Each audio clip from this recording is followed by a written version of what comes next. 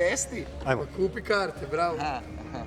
Podrži mladog pjevača. Naravno, uvek, pa produžio sam ti u MTS2. Jesi? Bravo. Ajmo. Može. Jakove, ponovo u Beogradu. Ponovo. Da li si se nadao da ćeš ovoliko Sava centara rasprodati i pre nego što si pustio karte u prodaju? To sam malo pre čuo da si rekao. Da, nisam. Dapače, kad smo pričali o tom prvom, bojao sam se i tog prvog i mislio sam da ću i njega jedva prodati, da ćemo se morati namučiti. Bio sam spreman moliti ljude dođite, ali izgleda da nije bilo potrebe za tim. Tako da definitivno nisam svjestan i nikad nisam to mogao zamisliti. A mislim i koji može. Ako se ne varam, 2 iz Zagrebačke arene, ako nije puštena i treća u prodaju, bi se planirao. Gdje za sada je, da. Znači, da li ćeš možda uspjeti Aleksandru Prijović da oboriš sa rekordom posjećenosti u Zagrebu? Ma, apsolutno nemam potrebu ju obarat, iznimno ju volim i cijenim i ja sam zadovoljan sa 2, da ostanemo sa svim ovim dvoranama i da ne radimo više ništa od toga, ja sam prezadovoljan. Znaš kako kažu, treći sreći. Treća sreća. Treća sreća.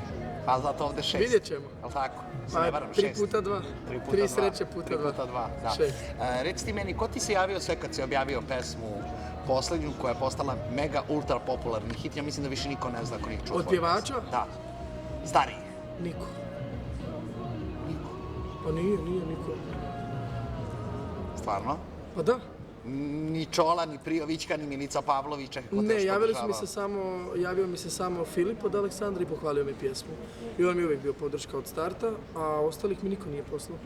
Vidio sam da si sinoć bio u Beogradu. Da. Da li si vidio s Aleksandrom? Ne, pa ona nije tu, koliko znam. Dobro, ali bio je njen menadžer, zato sam mislio da li je slučajno. Aha, ne, nisam. Dobro. Šta se tega što te pitam, zanima me, reci meni šta planiraš dalje? Ubiti s albumom i odraditi najbolje koncerte koje će cijela mlada publika i starija koja dolazi pamtiti za cijeli život. Dobro, reci mi, molim te, tvoje iskustvo sa Čolom, nešto sam čuo da planira dođe na koncert. Predivno. Legenda od čovjeka, ogromno strahopoštovanje, najveći uzor. Koji je pite da još dam za tu veličinu čovjeka i mislim, to je bilo iskustvo kad sam ga upoznao koje ću pamtiti za cijeli život. Da li si sanjao o ovome da će ti se ovako desiti ako uspije? Sanjao sam i priželjkivao sam, ali nisam mislio da će se dogoditi sa 20 godina. Mislio sam da će to biti malo kasnije. U 40? Pa ne baš u 40. Puta 2, pa sve ti ide puta 2. Ja sam uporan. Da, dakle, ovo da se sad nije dogodilo, ubio bi se ja od posla. Ko što se i sada ubijam. Ne bi, dakle, sanjao sam o ovome, ali ne ovoliko brzo. Dobro, ono što me zanima, kako se boriš sa negativnim komentarima? Pa tako što ih ni ne čitam. Nije li to najbolje?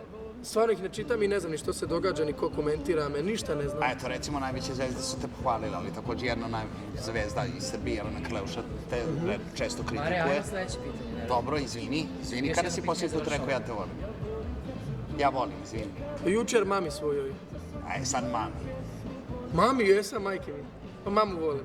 Mamu. Ljubim, uvijek je napišem A reci ljubim. mi, a tvoj ljubavni status je? Single. Single. Ko što sam i single izbacio, a single se zove Ja volim. Stream, ja volim. A koga voliš, a da nije mama? Volim osobe dobrog srca, osobe koje iznimno me cijene i koje ja iznimno cijenim. Volim sve ljude oko sebe koji su sa mnom od početka. Volim dobru glazbu i volim svoju publiku. I za kraj hoću samo da mi prokomentariš pobednika Dore. Odlično. Predobri, bravo. Da li si čuo neke pesme od izvođača iz Srbije koje su Ne, takmičene? i zanima me, jel imam zanimljivo šta? Nisam ima, nikog poslušao. ima. Kažem, ništa ne pratim, ne znam nikog, ništa šta se događa. Kako kad pesma se dosta slušaš, ja volim. Pa samo mi to izlazi. Morate pogledati, dakle ideja stvarno da snimiš u Sarajevskom muzeju snimljen, Muzej Sarajevo snimljen spot, ili je to bila scenografija? To je bio muzej 80. 80-ih u Sarajevu. Ne, U Zagrebu. U Zagrebu, šta imaju u Sarajevu? Da. Okej, eto, nisam znao. Jel dobar spot? Hoću za kraj, Marko, izvini, molim te, Spaljeviću. Zanima me, šta uradiš prvo kada dođeš u Beograd? Ili imaš neku Pa do sad je ritual? uvijek bilo odraditi intervjue. Dođem u Sava centar, jer... A gde voliš da odeš? U Sava centar. U plavu dvoranu. Znači to mi je iduće di idem sad. Aj živio, Bog. Ajmo za